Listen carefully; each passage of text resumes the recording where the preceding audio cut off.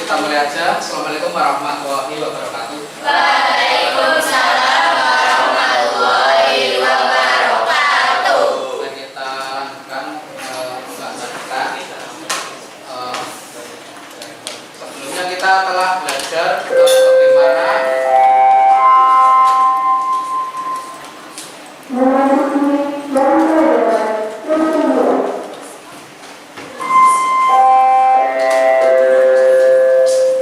bagaimana kita melakukan SQL injection ya. Melakukan SQL injection pada sebuah login sederhana ya. Contohnya seperti ini.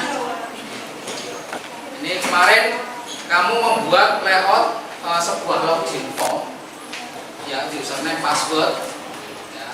Terus login dengan passwordnya apa kemarin? Admin sama admin 123 atau user 123 bisa. Selain itu tidak bisa gitu ya. Tapi kelemahannya saat diberikan perintah SQL injection ya, dengan perintah apa kemarin? Ketik or 1 sama dengan 1 main ketik itu ya. Dengan passwordnya bebas ternyata bisa login, bisa masuk. Itulah SQL injection. Itu adalah kelemahan dari perintah database select data from. Itu kelemahan dari perintah SQL. Nah, itu dimanfaatkan dengan melakukan SQL injection dengan perintah itu tadi. Ketik or 1 sama dengan 1 main ya. Nah, untuk mengatasi itu ya, SQL injection ya, kita bisa menggunakan password hash. Nah, password hash ini sudah masuk ke dalam materi kaitannya kriptografi ya. Dan nanti untuk kriptografi akan dibahas pada pertemuan selanjutnya. Nah, password hash ini digunakan untuk mengamankan kata sandi password. Kata sandi password dengan cara mengubahnya menjadi string yang tidak dapat dibaca oleh manusia. Jadi berubah menjadi tanda baca berupa kode-kode seperti ini ya. Misalkan masuk dulu ke sini, misalkan kodenya seperti ini. Kemarin untuk masuk ke database dengan perintah apa? Ini ya, MySQL bin. Terus perintahnya ini. Terus main ini ya. Nah, untuk mengetahui database-nya kemarin pakai database apa ya? Siswa ya. Nah, ini kalau kita buka seperti ini, terus saya aktifkan. Nah, ini kelihatan tidak belakang? Ini berubah menjadi simbol-simbol seperti ini. Ini namanya password hash. Ya, namanya password hash. Saya perbesar.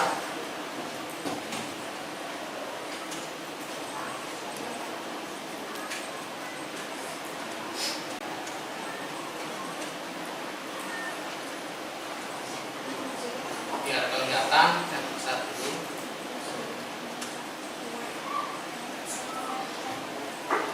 Jadi seperti ini ya. Username-nya admin bisa dibaca ya, tapi passwordnya tidak bisa dibaca.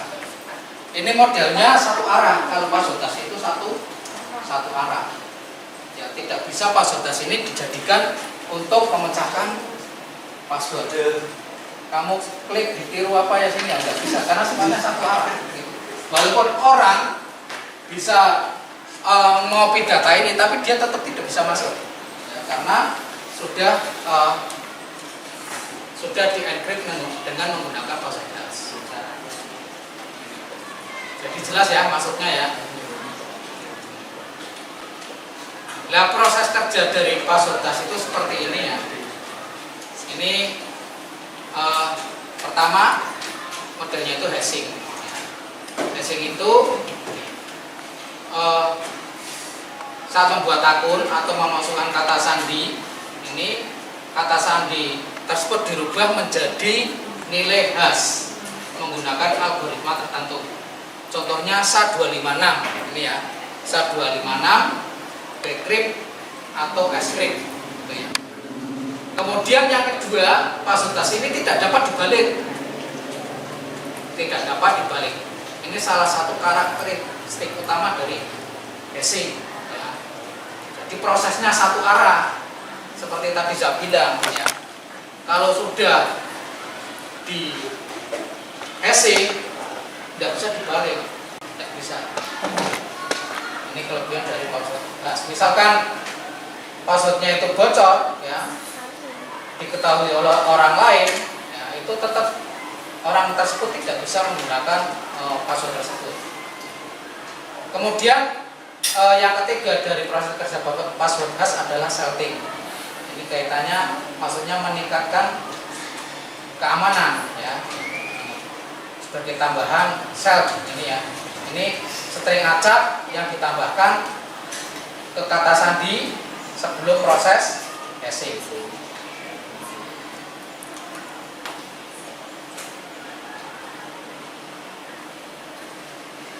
Nah, kenapa menggunakan password hash? Ini tentu kaitannya keamanan ya. Itu kalau dalam prinsip kriptografi sebelum password dibuat password ya, masih maksudnya itu tulisannya masih dalam bentuk tulisan asli, itu namanya plain text ya, namanya plain text ya, jadi teks biasa ya, siapapun dapat mengakses plain text itu ya. Tapi dengan hashing, jika seseorang berhasil mengakses data tersebut, mereka hanya akan mendapatkan nilai hash ya, yang tidak bisa digunakan langsung untuk login. Kemudian kenapa menggunakan password hash? Yang kedua adalah menghindari serangan. Ya.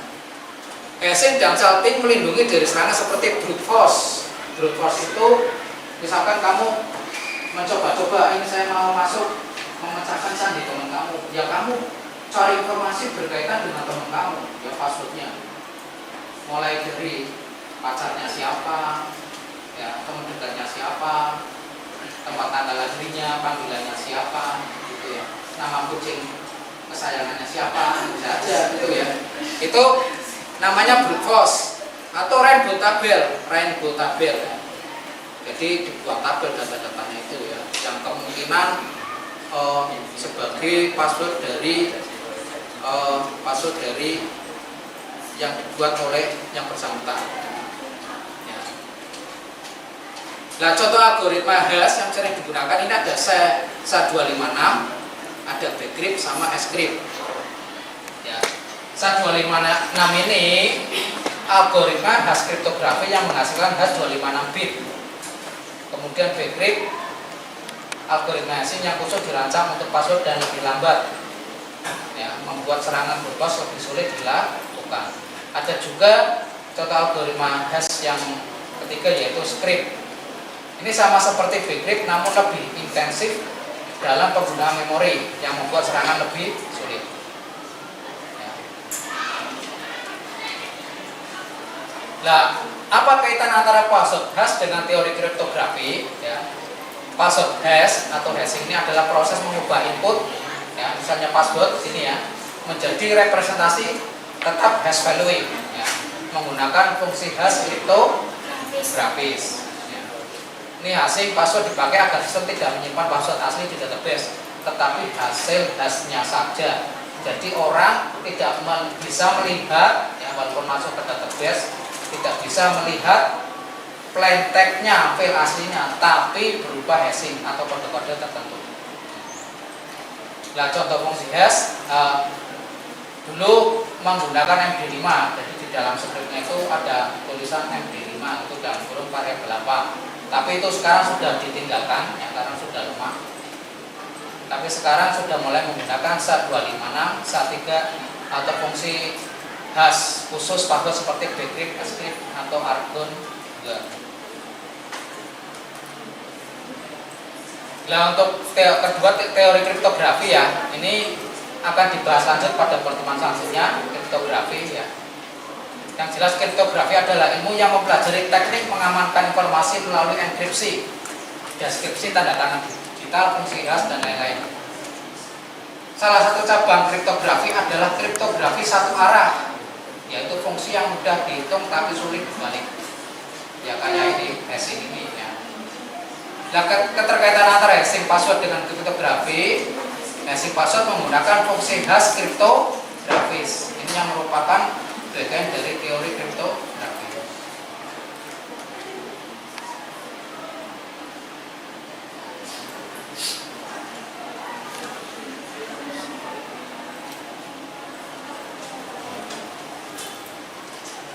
Contoh hubungan praktis ya. Sebelum kita nanti mencoba mempraktekkan ya, kita pahami dulu ini keterkaitan antara hashing password dengan kriptografis. Hashing password nanti menggunakan fungsi hash kriptografis ya, yang merupakan bagian dari teori kriptografi. Nah, ini konsep penting kriptografi yang dipakai dalam password hashing. Yang pertama adalah apa itu? One way function. Hash tidak bisa dibalik ke password asli, jadi tidak bisa dibalik. Kalau sudah keluar seperti tadi yang ditunjukkan ya seperti itu, kalau dibalik tidak bisa. Kemudian yang kedua adalah avalanche effect. Sedikit perubahan pada password menghasilkan hash yang sangat berbeda. Kemudian collision resistance. Ini sulit menemukan dua password berbeda dengan hash yang sama. Kemudian yang terakhir adalah salting. Salting ini teknik tambahan dari kriptografi untuk mencegah mutable attack.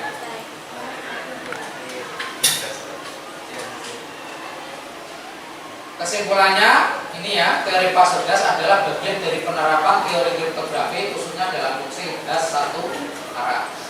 Ya, jadi dalam teori kriptografi hash ini adalah teori password hash adalah fungsi hash satu arah. Jadi bisa dibilang hashing password tidak bisa dipisahkan dari kriptografi karena fondasi keamanan hash ada di teori kriptografi itu.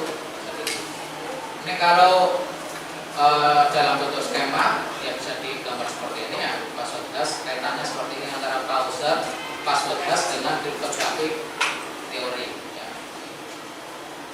Ada banyak function, avalanche effect, collision resistance sama salting. Nah, hari ini nanti kita akan mencoba memanfaatkan hash ya, ditambah dengan captcha. Captcha apa? Captcha bacanya? Capcay. Capcay ya, capcay. Oke. Minggu kemarin kita sudah mencoba captcha ya. Saya tidak ada kesulitan. Masih ada kesulitan? Bingung Bapak. Masih bingung. Oke. Nanti kita sekalian ya dengan ditambah dengan fungsi dari hashing, kita mengulang kembali yang kemarin yaitu captcha ya. Ada beberapa yang belum jadi ya. Ada beberapa, tapi ada juga yang sudah jadi. Yang sudah jadi nanti bisa membantu temannya ya. Bisa bantu temannya untuk menyelesaikan. Ya, saya ulangi lagi Pak Yudi, captcha atau completely automated public Turing test to tell computer and human apart ya.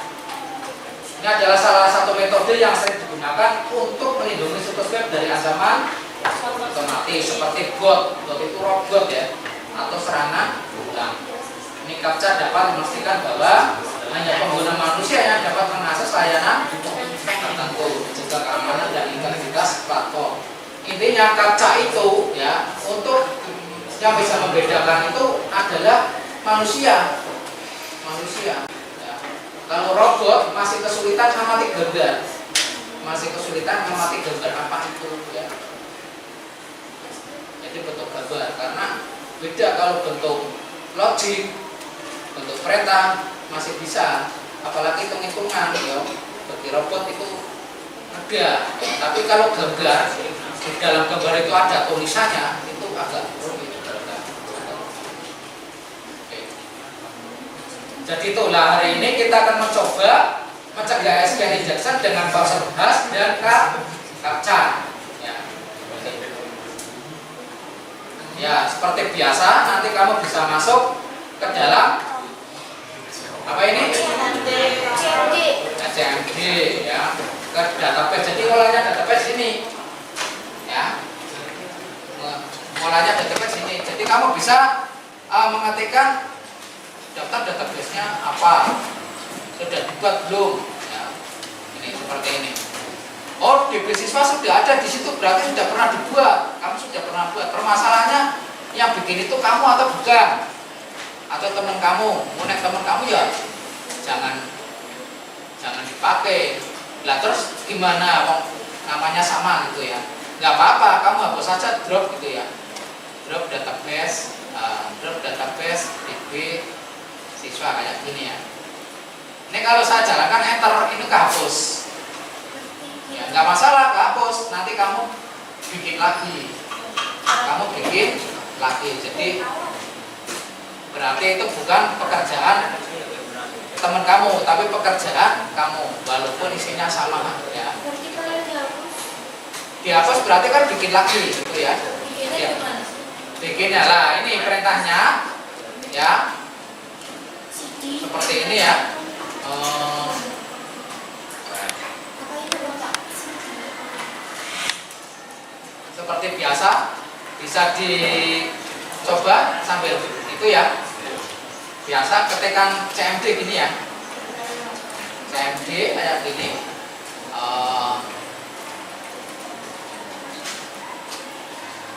Belum saya share ya, belum Pak Yudi share ya. CD backslash kayak gini. Terus CD ya. Ntar biar lancar. Ya, oke. CMD.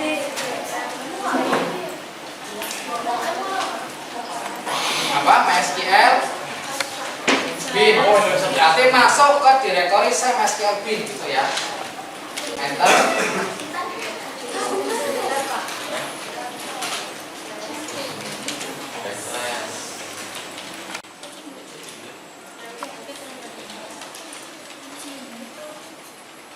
Terus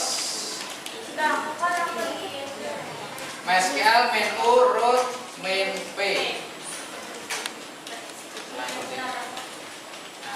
nanti keluar seperti ini berarti siap digunakan. Passwordnya enter aja. Karena ini contoh saja, masih pengembangan ya, bukan bikin nanti untuk password database-nya tidak kita buat, langsung aja enter kayak gini. Nah, kalau seperti ini berarti sudah siap. Kamu ketikkan kita lihat apakah sudah pernah dibikin seperti ini ya. Database coba dilihat muncul tidak? Ada di siswa? Ada. Kamu jalan ke perintah drop database DB siswa, jangan salah ketik ya. Titik koma kayak gini. Terus enter. Enter ya. Terus enter.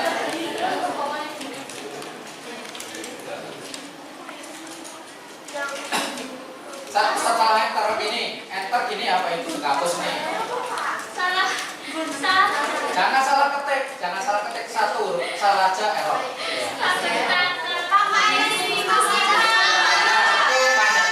Kayak gini, nih. Di password, Pak. Oh gini, oke. Iya itu, ini password isiin apa?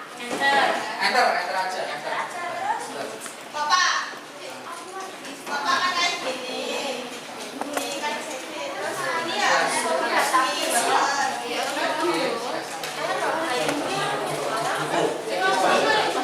Cek spasi ya. Slash.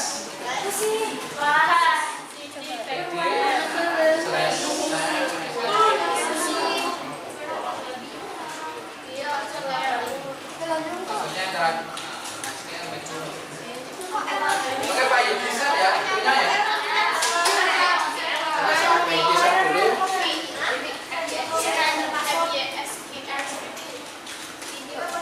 Oh, lembar kerjanya Pak Yudi bisa dulu.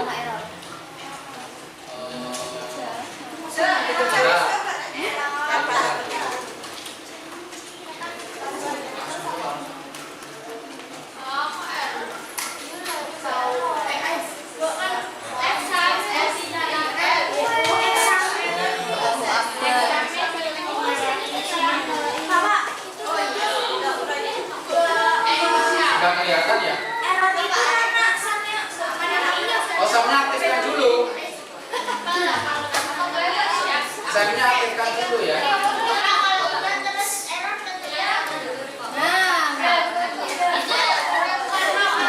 Ini apa?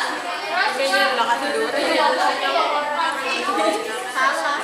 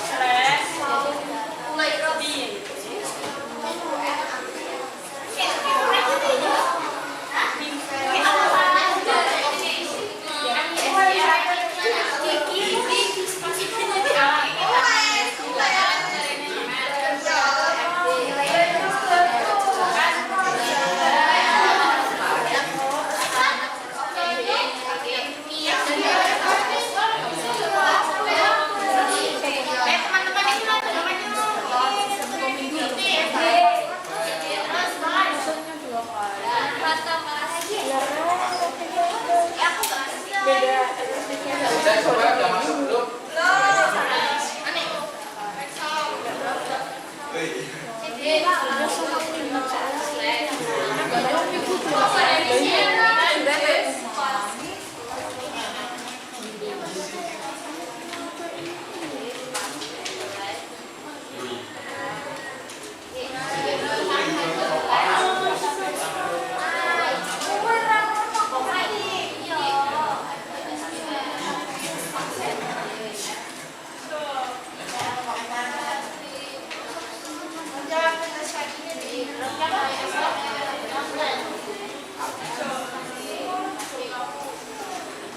Makanya kayak dia aja biar enak.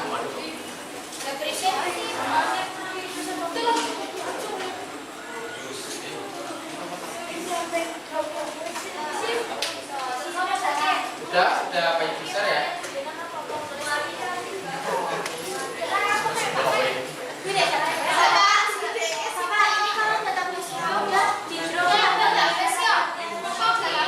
Kamu drop database ini adalah untuk menghapus database DP siswa.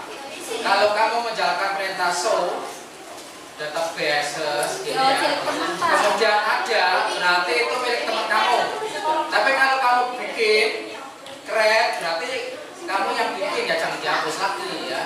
Gimana pandangan Papa kalau di Ya, Bisa lah ya? ya kemana ya. Ini terus create database. Tadi namanya apa?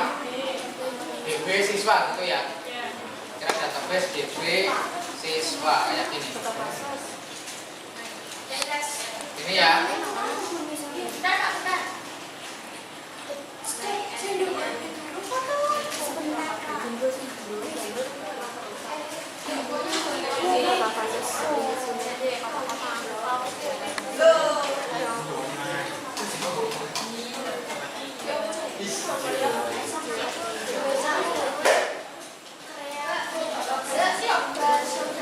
Berarti bukan droplet tapi create.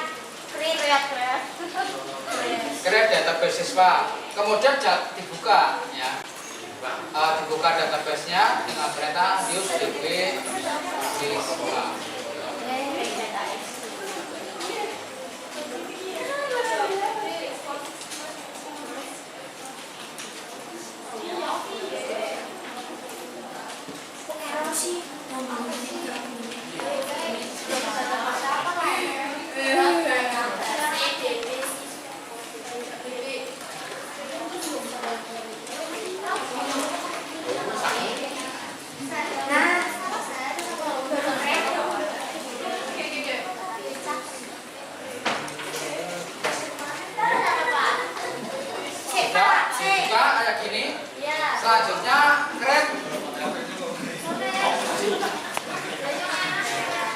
bikin tabel, setelah bikin tabelnya, create tabel user. Membuat tabel namanya user gitu ya. Di dalamnya ada variabel id. Karena tipenya angka, maka ketika int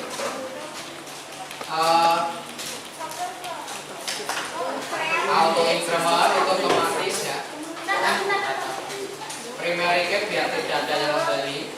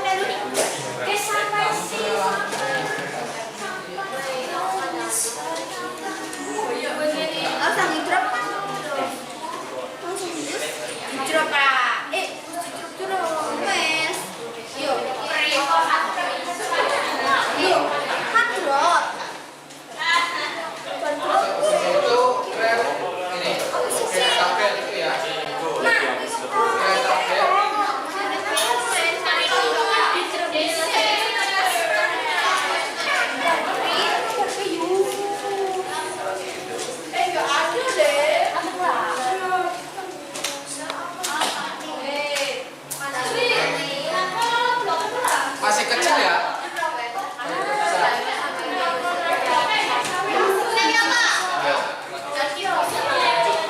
Jangan salah ketik ya. Ketika username berarti variabel username untuk nyimpan nama karena inputannya huruf, tipenya varchar maksimal 50. Sifatnya unique. Kemudian password varchar 255 ya. 255.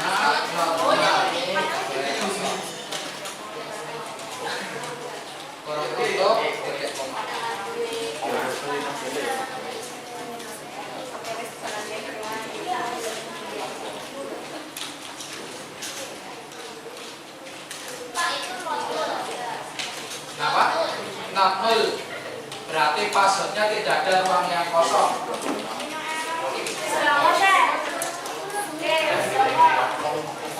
Terus di enter Pak. Enter. Jadi kalau bikin tabel perintahnya ini ya. Kalau disuruh bikin tabel ya, Ya. cara bikin tabel harus bikin database. Kemudian dibuka yang perintah dulu. Menaik ulangan untuk paham.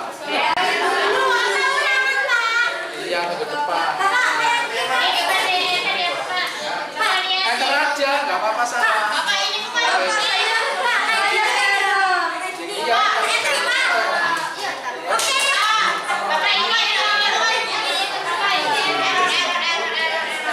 Kamu bisa bahasa Inggris. Main tabel.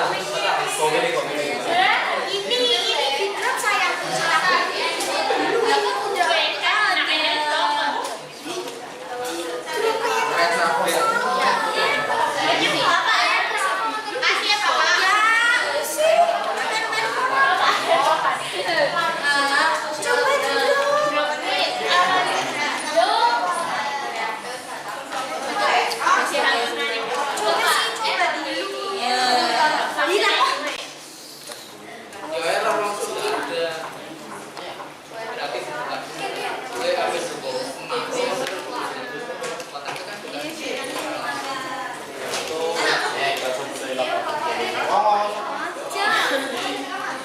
Ini kereta itu tiga yang atau username, password, bola kayak gitu.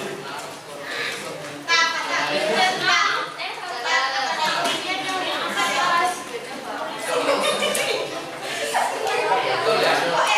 Kan artinya user sudah ada. Kamu sudah ada. Jadi kamu lanjut aja.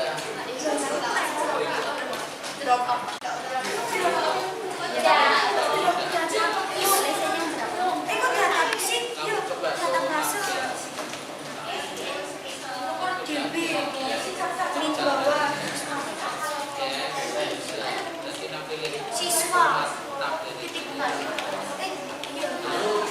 ini kan belum ada datanya.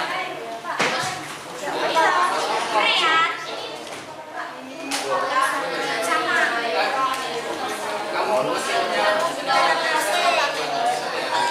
buat user